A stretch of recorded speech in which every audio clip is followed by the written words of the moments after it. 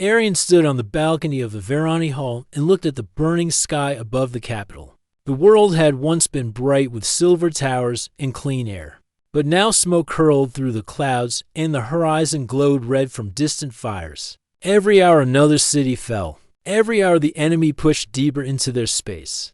For months the Verani had begged for help, sending messages to every ally they had. They expected support, comfort, and protection from those who promised friendship. Instead, they received silence. The message from the Talar Union, their strongest ally, had arrived only one day before the invasion began.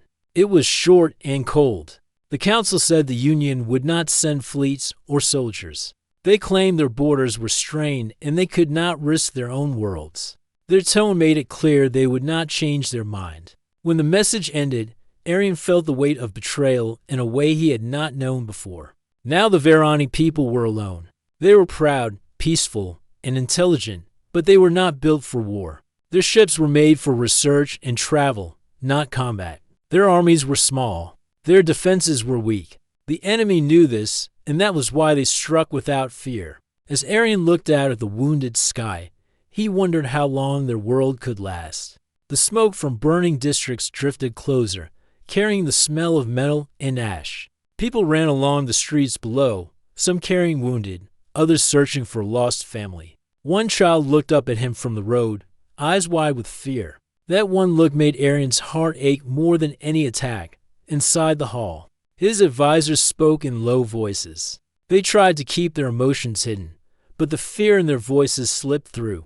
They were discussing evacuation routes, how many ships could be loaded, and where refugees might go. But everyone knew there was no safe place left. The enemy would not stop at the capital. They wanted control of the Verani territory and the resources beneath their oceans and mountains. Arian turned away from the balcony and walked into the hall. A large hologram showed the star map. Red markers blinked over every world that had fallen. The blue markers, which once filled the map, had nearly disappeared. Only 3 Verani planets remained free. No one knew how long they could stay that way. Arian placed his hand on the table beside the map. His fingers trembled slightly. He looked at Senator Vela and asked for the latest report. She stepped forward, holding a small tablet. Her voice was soft but firm as she explained that 2 more cities were lost on the northern continent. Defense posts on the coast had gone silent. No one knew if the soldiers there were alive or gone. Arian closed his eyes for a moment. He felt anger, sadness, and fear all at once. But he could not show weakness. His people still needed him. When he opened his eyes again, he asked a question he had asked many times before. He asked if any allies had replied to their calls for help. Vela shook her head. There were still no answers from the Talari, the Merothi, or the Solar Union.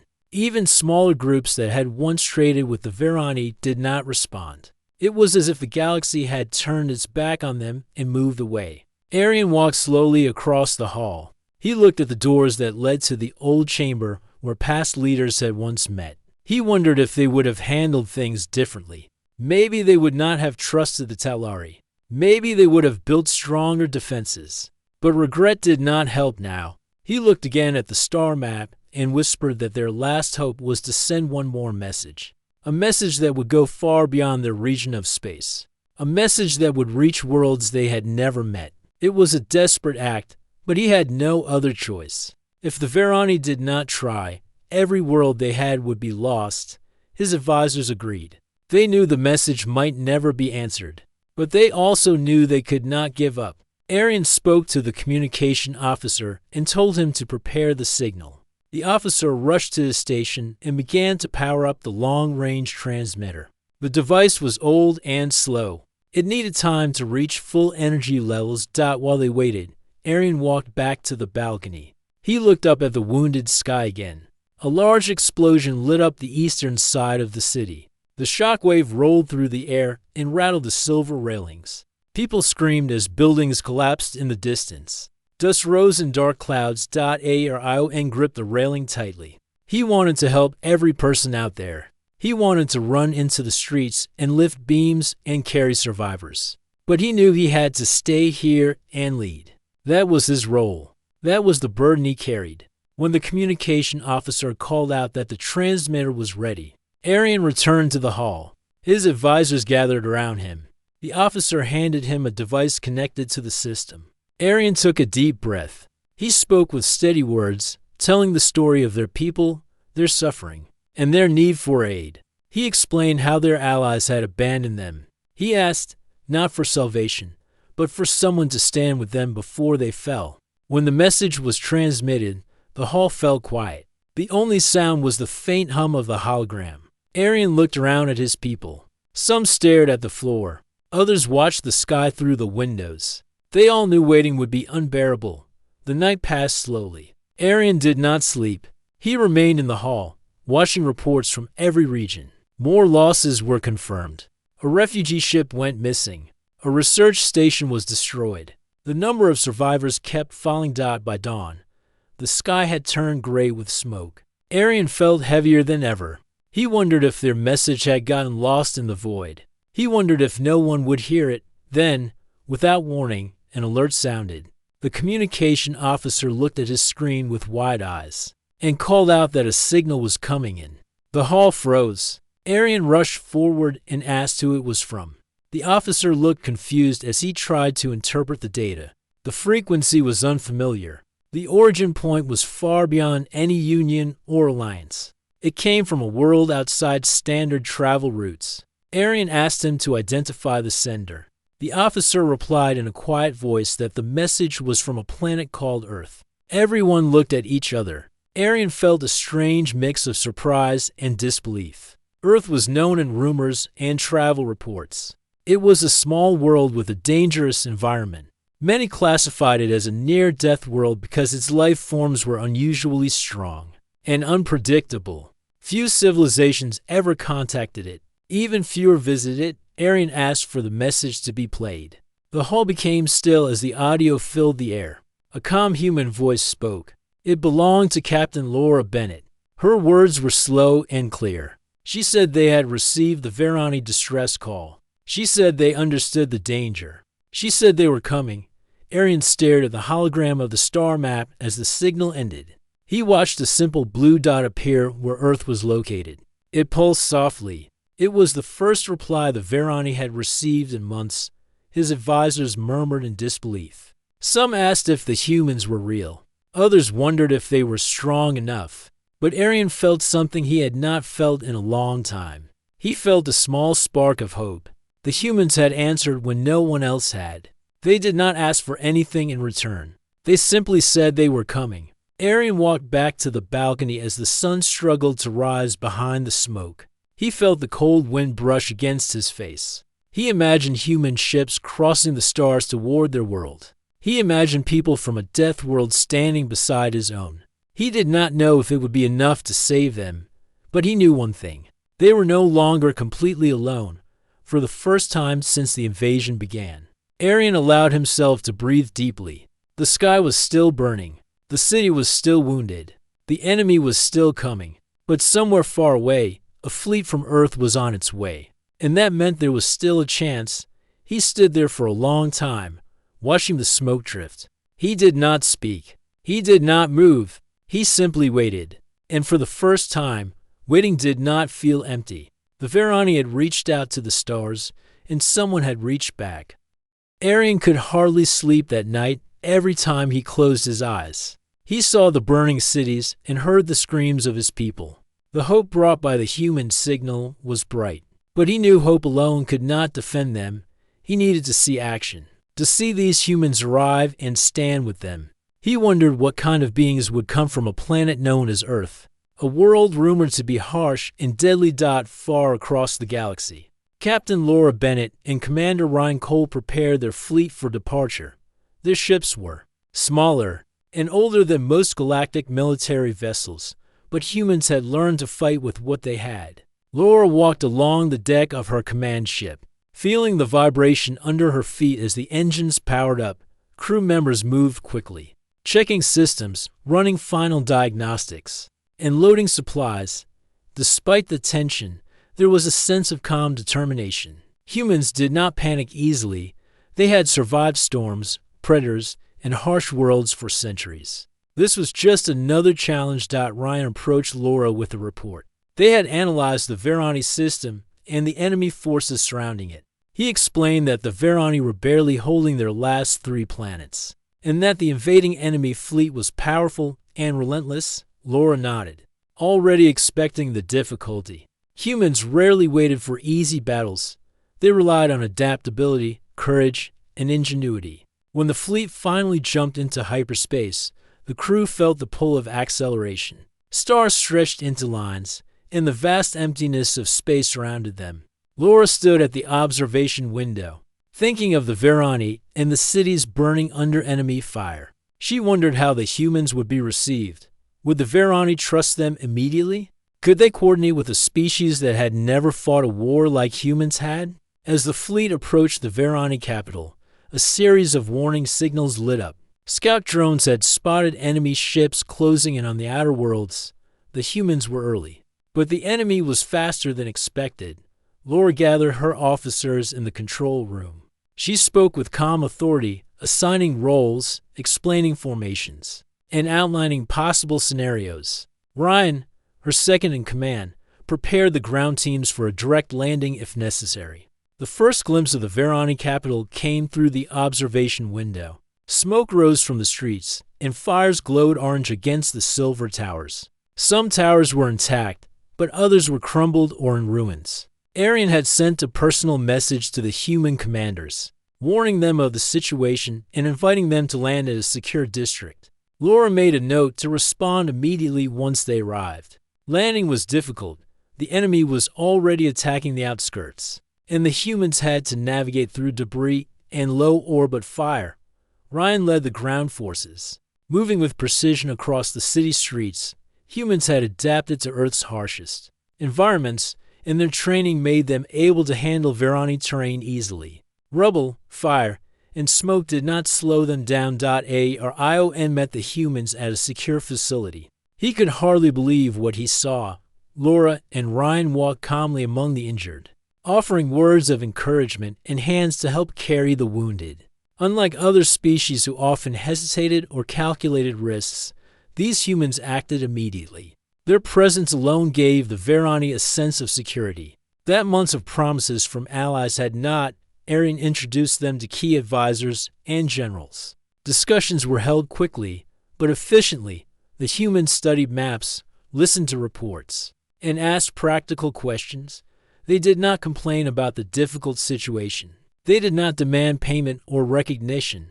They simply said that they would fight beside the Verani and help them survive. For the first time in months, Arian felt a sense of relief. The humans brought not only their ships and weapons, but also their knowledge of survival. In extreme conditions, the Verani could not understand how a species from a world full of storms, predators, and unstable ecosystems could move with such calm efficiency. It was different from anything they had seen. Meanwhile, enemy scouts had spotted the humans. Their ships were faster, their weapons powerful, but they underestimated the humans' willingness to fight and adapt. The humans positioned themselves in strategic points, ready to counter any attack. Laura had studied human history and knew that their greatest strength was unpredictability and resourcefulness. She planned to use these advantages fully. Ryan led a small team to the northern district, where reports had indicated that enemy forces were preparing a blockade. The streets were narrow and dangerous, but the humans moved quickly and silently. Verani soldiers watched in awe as humans scaled buildings, set traps, and coordinated attacks with minimal communication. They seemed almost untouchable, and their bravery inspired the Verani troops. Back at the command center, Arian observed every movement. He asked questions, learned tactics, and sometimes suggested alternative ideas. Laura welcomed his input and incorporated his knowledge of the city and the local terrain. Together, they created a plan to slow the enemy advance and protect as many civilians as possible. In one section of the city, a family was trapped under fallen debris. A small human team arrived and lifted the metal and stone carefully but quickly. A child clung to a human soldier as they carried her to safety.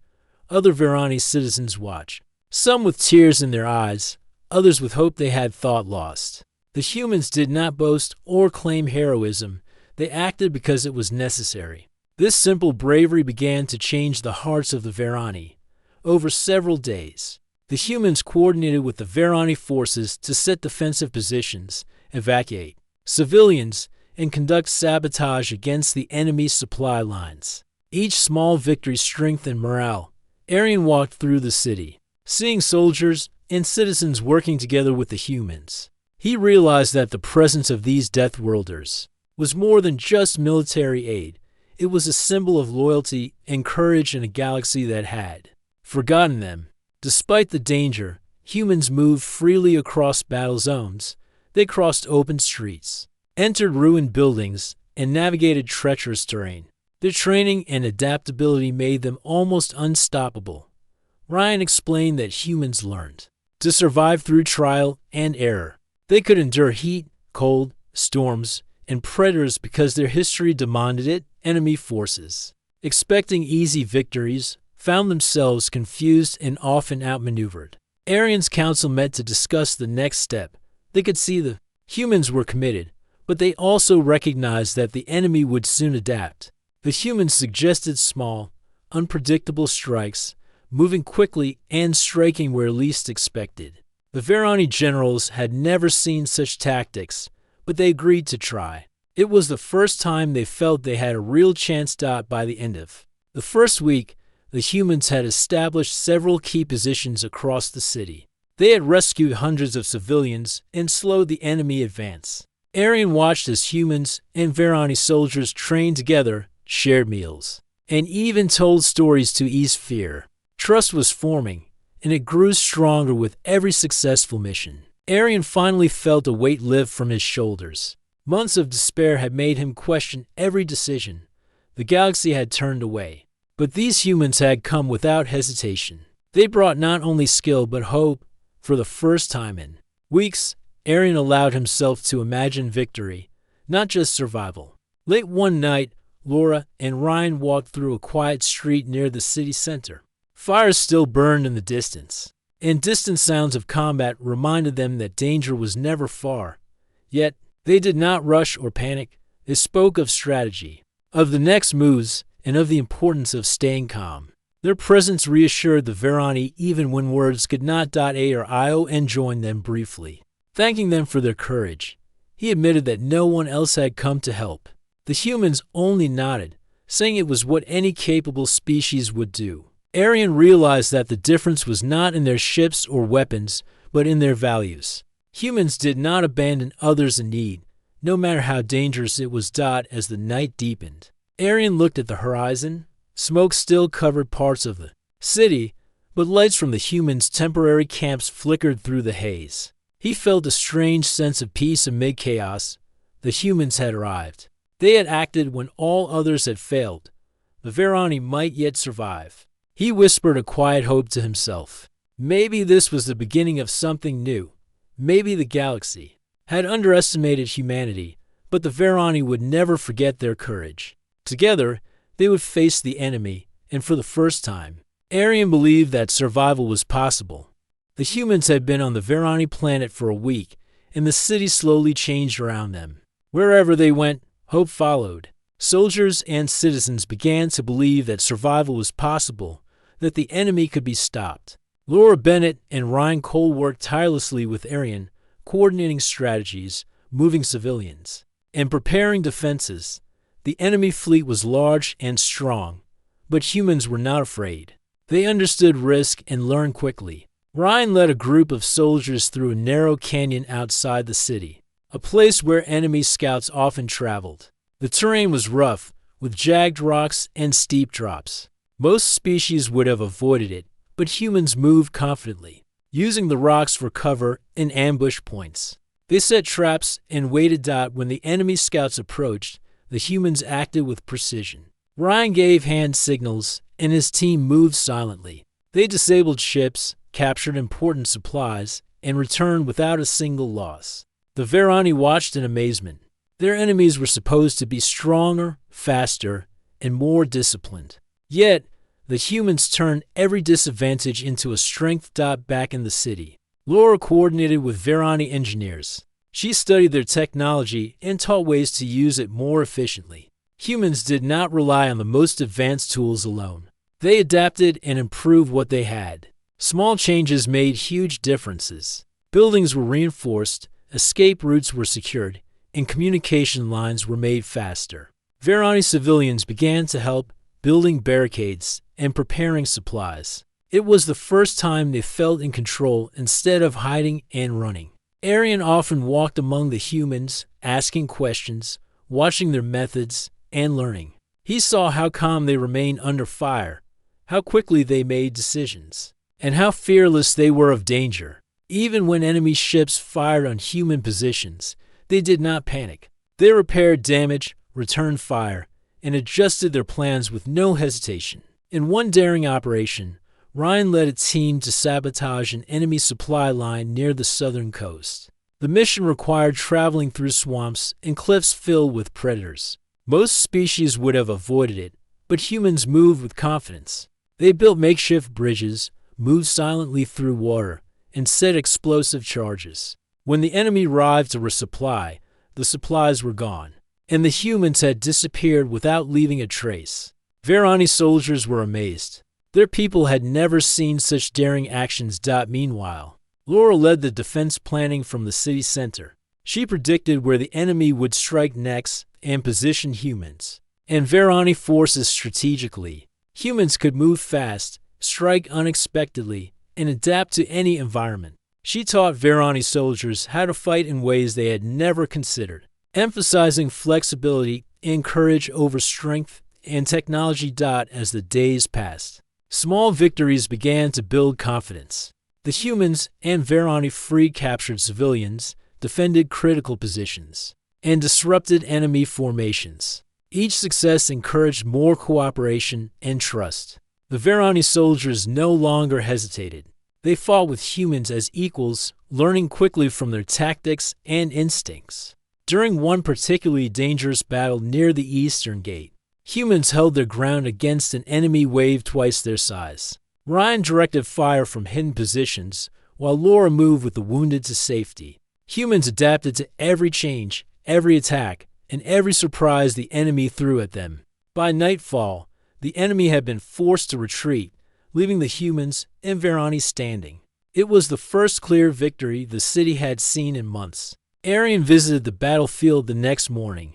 He saw his people standing proud, civilians helping soldiers, and humans already preparing for the next attack. He felt a new sense of hope. Humans were not invincible, but their courage and methods gave the Verani something they had lacked: confidence. The enemy had been strong, but humans showed that intelligence, courage, and adaptation could defeat strength alone. As the humans continued to operate across the city, the enemy grew frustrated. Their scouts reported unexpected attacks, missing supplies, and ambushes. Humans used the terrain and unpredictable tactics, taking advantage of every weakness. Even the enemy leaders began to underestimate them at first, and that cost them dearly. Arian held a council with Laura and Ryan. They discussed the next major step, defending the last key positions in the city, and preparing for a counterattack. The humans explained that the best way to protect the Verani people was not to hide, but to take action, to disrupt the enemy before they could strike. Arian agreed, though it was a difficult decision. Many feared human-style tactics would be risky, but humans insisted it was necessary. Small squads of humans and Verani soldiers moved at night, striking enemy positions, cutting communication lines, and destroying weapons depots. Their speed and precision confused the enemy. They could not predict where humans would appear, what they would destroy, or how they would disappear. Verani citizens saw their world slowly becoming safer, even amid constant danger. In one particularly tense moment, Ryan and his team faced a collapsing bridge during a pursuit. The enemy tried to trap them, but humans quickly adapted. They created a makeshift bridge from fallen debris, allowing them to cross while cutting off the enemy pursuit. Verani soldiers watching could not believe the skill and speed of the humans. Even in danger, they remained calm and effective. As the humans continued their operations, the bond between them and the Verani deepened. Civilians began to volunteer, learning simple human tactics, helping with logistics, and even guiding humans through the local terrain. Arian observed this and realized that humans had not only brought skill but unity. The city was no longer a place of fear, but a place of resistance and courage. Every small victory was celebrated quietly. Fires were still visible, and some streets remained dangerous, but the people felt hope. Humans did not seek praise. They focused on results. Laura and Ryan never claimed leadership over the Verani, but acted as partners, teaching, helping, and inspiring. This cooperation created a bond that the enemy could not understand. Toward the end of the week, a larger enemy fleet approached. They believed they could overwhelm the humans and the remaining Verani defenses. Yet, humans did not hesitate. They moved to defensive positions, set ambushes, and prepared counterattacks. Arian watched closely, trusting their judgment and praying for the survival of his people. During the battle, humans proved why they were different. They adapted to every change, repaired ships and equipment under fire, and coordinated with Verani soldiers in ways that no one else could. Even when surrounded, they found ways to escape, strike, and return stronger. The enemy struggled to understand how humans could be so fearless and unpredictable. After several days of fighting, the humans and Verani had pushed the enemy back from key positions. The city was still damaged, but civilians were safe in secured areas, and the enemy had begun to retreat. Arian felt an overwhelming sense of relief and gratitude. Humans from Earth had arrived, risked everything, and fought alongside them when no one else had. That night, Arian walked through a quiet district. He saw humans helping rebuild barricades, carrying food, and training Verani soldiers. He realized that they had become more than allies. They had become symbols of hope and courage. The enemy would not easily defeat a people who had learned from humans, a species that had survived the harshest world in the galaxy, and brought their strength to a foreign planet. Arian finally allowed himself to hope again. Months of despair were replaced with cautious optimism. Humans had arrived, fought with skill and courage, and inspired his people. The Verani might survive, and maybe, just maybe, they could even turn the tide. The presence of humans had changed everything, and Arian knew that nothing would ever be the same again.